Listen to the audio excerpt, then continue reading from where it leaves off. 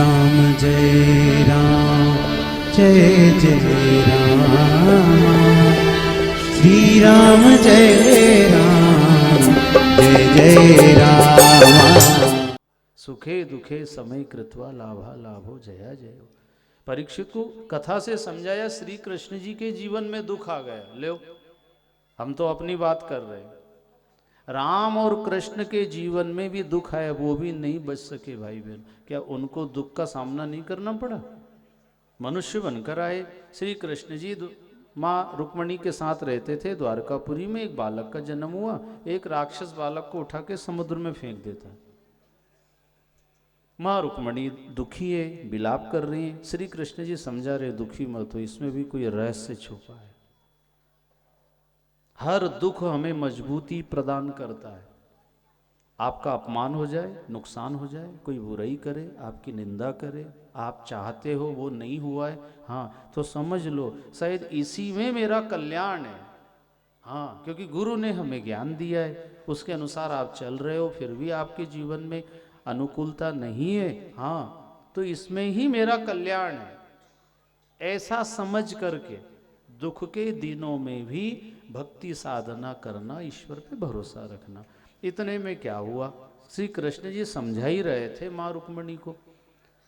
वो बालक समुद्र में फेंका, मछली निकल गई, जाल फेंका पकड़ने वाले ने, मछली फंस गई। उसी सम्रासुर राक्षस के यहाँ मछली लेकर गया। कौन? जिसने बालक को फेंका था। ऐसा लिखा है, कथा है। कथा तो वो थोड़ी थोड़ी बोलना पड़ती है ना, नहीं तूने कथा तो सुना ही नहीं। पर कथा का जो इशारा है वो पकड़ना है। कथा कहानी कथनी वथनी सब झूठी है। आचरण में जब तक नहीं आए, उसका सार समझ में ना आए, उससे क्या फायदा कथा से? कथा जीव के तन मन की व्यथा को समाप्त कर दे, वही कथा। हाँ, तन की व्यथा, मन की व्यथा मिटा दे, वो कथा। कथा के बाद भी अगर हमारा दुख बना हुआ है, हमारा मन अशांत है, तो आपने कथा नहीं सुनी, ना सुनाई, फिर खाली जगह रोकी और खाली पैसा पानी में गया, कोई फायदा नहीं। इसलिए तन मन की व्यथा मिटा दे, वो कथा। परीक्षित को भाई बहनों मरने का जो दुख था वो मिट गया। मरने का दुख, हमारा तो नुकसान हो गया, कोई किसी और की घटना घटी है, कोई अपमान हो गया, बुराई हो गई, कोई संबंध टूट गए। दुनिया में कितने तरह के दुख हैं, लेकिन मृत्यु से बड़ा तो कोई नहीं है ना। परीक्षित को मृत्यु का दुख का असर नहीं हुआ। कथा में इतनी ताकत है, कथा आपको सिद्ध बना देती है। हम यहाँ बैठे हैं तो ये कथा की ताकत से ही बैठे हैं। हाँ, और आप सब भी जो सुन रहे हो, ये कथा आपको जैसा सुन रहे हो ऐसा बना देती है, बना देती है। अब वो बालक मछली निकले और वहाँ राक्षस के यहाँ पहुंचा, चीरा तो बालक निकला, वो स्त्री थी एक, उसको दे दिया। नारद जी आए और कहा ये बालक साधारण नहीं है, श्री कृष्ण के पुत्र हैं और पूर्व जन्म के तुम्हारे पति हैं, ये इस जन्म में तुम्हें प्राप्त हुई है। शिव जी ने कोप दृष्टि से कामदेव को जला के भस्म कर दिया। तुमने याचना विनती की, भोले बाबा ने कहा दुखी मत हो, ये दुख भी तुम्हारी उन्नति करेगा, तो ये द्वापर युग में तुम्हें प्राप्त हो जाएंगे। ये वही बालक है, इसके हाथ से ही इसकी मौत है, इसे मारकर तुम द्वारकापुरी आ जाना। किसका कहाँ जन्म होगा, कहाँ परण होगा, कहाँ मरण होगा, किस समय होगा, सब निश्चित है, सब निश्चित है। हमें क्या करना फिर जब सब निश्चित है? दुख आने वाला आएगा, आएगा, मरना है, हाँ मरेंगे, तो फिर भजन भक्ति क्यों करें? अरे इसलिए करना है कि सदगति हो जाए, आगे का हम कुछ सुधार ले। मनुष्य ही कुछ नया कर सकता है, वो इस लोक को भी सुधार सकता है और परलोक को भी सुधार सकता है। तो नारद जी के कहने से वो बालक बड़ा होकर राक्षस को मारता है और नारद जी द्वारकापुरी में समाचार देते हैं। माँ रुक्मणी दुखी थी, नारद जी ने जाकर कहा धैर्य रखो, सब ठीक होगा। नारद जी के वचनों में विश्वास रखा। थोड़ी देर के बाद बालक आ गया और माँ रुक्मणी ने कहा नारद जी के वचन में सत्यता थी। हमारे संत, हमारे ग्रंथ, गुरु जम्बेश्वर भगवान ने जो बातें कही हैं भाई बहनों, कोई बना करके नहीं कही है, सच्ची सच्ची बात है। जिनने मानी उनको लाभ मिलता है, नहीं मानो तो नहीं मिलेगा। संत वचन मिटे नहीं, अरे मिटे विधि का लेख, और सभी संत यूं कहते हैं खुद आजमा के देख। आजमाओ, तो प्रैक्टिकल करो जीवन में, आचरण में। आप जब उनका सेहरा स्नान करो भी है, तो जो सवेरे जल्दी उठ के नहा रहे हैं, हाँ, उनका तेज, उनका स्वास्थ्य, उनकी बुद्धि, उनका मन सब अच्छा रहता है। जो नित्य हवन करते अपने घर में 120 शब्द वाणी, शब्द मंत्र का पाठ करते हैं, हवन करते हैं, उस घर में देखो शांति रहेगी, बुद्धि अच्छी होगी, तनाव नहीं होगा, कभी नशा नहीं कर सकते, पाप नहीं कर सकते, अत्याचार नहीं कर सकते, आपके जीवन में कभी कोई बुराई नहीं आ सकती। और कोई दुख आया, कोई संकट आया, जिससे श्री कृष्ण जी के जीवन में दोबारा क्या मणि का कलंक लगा दिया।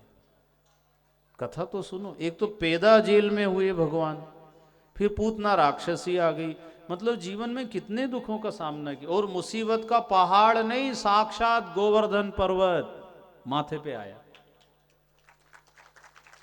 हम तो ऐसे बोल देते थे बहुत पहाड़ टूट गया मेरे माथे पे, कि किधर टूट गए, कि दिखे तो ही नहीं। तुमने मान लिया ये नुकसान हो गया, ऐसा हो गया, मेरे साथ ऐसी घटना घटी, अरे जो जो बीती है दूसरों के जीवन में, और इसी संसार में बीत रही, इसी संसार में, उससे अपना दुख कम मानो।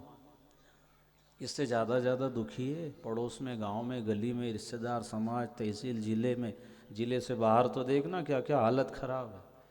उनसे तो हम अच्छे हैं भाई। ऐसा समझ करके बड़े से बड़ा दुख भी आ जावे, उसको छोटा समझ करके स्वीकार कर लो। जिनको गुरु नहीं मिला, गुरु ज्ञान नहीं मिला, वो छोटे दुख को भी बड़ा दुख मान लेते हैं। हाँ, बड़ा दुख मान करके भोग रहे। और कोई कोई जिनको गुरु मिला है, वो बड़ा दुख भी आ जावे तो छोटा मान करके चलता है। जिंदगी है, ये तो उतार चढ़ाव, रात है तो दिन है, ये तो बदलता है ना भाई। ऐसा अंदर से समझना, बाहर से तो हर कोई समझाता है, एक दूसरे को समझाने में हम सब कलाकार हैं। मैं आपको समझाऊं और मौका आए तो आप भी, हाँ, मेरे को समझाने में कम नहीं पड़ोगे। हम दूसरे के गुरु बनने में एक्सपर्ट है। जहाँ मौका मिला, बस में, जीप गाड़ी में, मार्केट में, बारात में, जहाँ भी मौका मिला, हम दूसरे को समझाने में पीछे नहीं रहते। पर वो ज्ञान हमारे काम नहीं आवे तो वो ज्ञान कोई काम का नहीं है। तो फिर प्रदर्शन है, लोगों के सामने कथा सुनाओ, प्रवचन सुनाओ, मीठी मीठी बात सुना दो, लोगों को अपनी ओर प्रभावित कर लो, धन कमा लो, अपनी पूजा करवा लो, ये सब हो सकता है। पर भीतर से जो दुखी होने की वृत्ति है, वो तभी समाप्त हो सकती है जब तुम वो ज्ञान को अपने आचरण में लाओगे। जैसा आप जीना सीख जाओगे तब असर करेगा। ये तो पर उपदेश कुशल बहु तेरे, जे आचरहि ते नर न घनेरे। उपदेश देना, प्रवचन देना, भगवान की बात करना कोई बड़ी बात नहीं है। दुनिया में हजारों लाखों लोग कर रहे हैं, लेकिन जो आचरण में ले आए वो बड़ा है भाई, वो श्रेष्ठ है। वो आचरण में लाए, आपका पिता है तो वो आप गुरु के समान है, माँ है गुरु के समान है, पत्नी भी है उसे भी गुरु के समान, जो नियम धर्म से रहे, परिवार को साथ लेकर चले, पवित्रता से रहे, और उसकी रहनी अगर अच्छी है, उससे अगर आपको सीखने को मिले तो गुरु के समान उसका आदर करना चाहिए। भाई हो, मित्र हो, जो भी है, जिसके आचरण अच्छे हैं, सीधी बात है, वो आपके घर का हो या पड़ोसी हो, उसका सम्मान करो, जिसके श्रेष्ठ आचरण है। साधु संतों के चरण क्यों छूते हैं भाई? उनके आचरण ठीक है, और उनके आचरण मतलब उनके चरण में वो ज्ञान आ गया, वो चलते हैं इसलिए उनके चरण छूते हैं कि मेरे पांव भी ऐसे हो जाए, चरण में भी ऐसा चलूं।